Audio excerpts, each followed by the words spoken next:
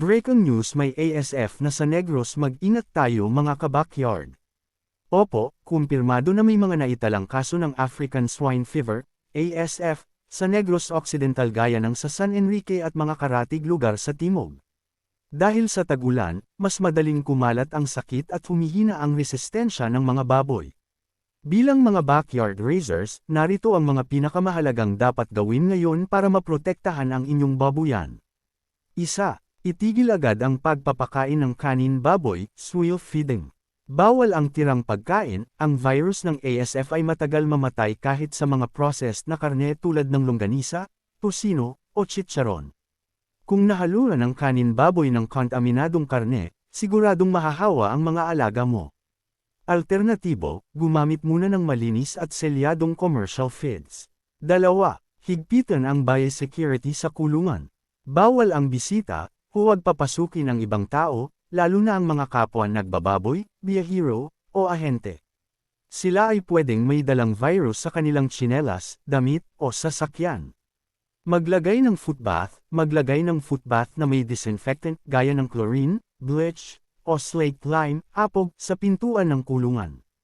Isawsaw ang sapatos o tsinelas bago pumasok at pagkalabas. Dedicated na damit, gumamit ng tsinelas at damit na para lamang sa loob ng kulungan. Huwag itong isusuot kapag lumalabas ng bahay o pumupunta sa palengke. 3. I-disinfect ang kapaligiran at kulungan. Mag-spray ng disinfectant, regular na linisin at i-spray ng disinfectant ang mga feeding troughs, dingding, at sahig ng kulungan. Kung walang mamahaling disinfectant, pwedeng gumamit ng isang Kotsarang bleach, commercial bleach, sa bawat 1 litro ng tubig. Magbodbod ng apog, maglagay ng slaked lime o apog sa paligid ng kulungan para hindi madaling makapasok ang virus lalo na ngayong madalas ang ulan. Ayusin ang bubong at kanal, siguraduhin walang tulo ang bubong at hindi binabaha ang kulungan dahil ang baha at basang kapaligiran ay mabilis magpalaganap ng virus. 4. Pagbili at pagpasok ng bagong baboy. Kilalanin ang source, huwag bibili ng bik o barako mula sa mga hindi kilalang lugar o walang kaukulang veterinary health certificate. Quarantine, kung may bagong dating na baboy, ihiwalay ito sa lumang kawan ng hindi bababa sa 30 araw para masigurong hindi ito magkakasakit. 5.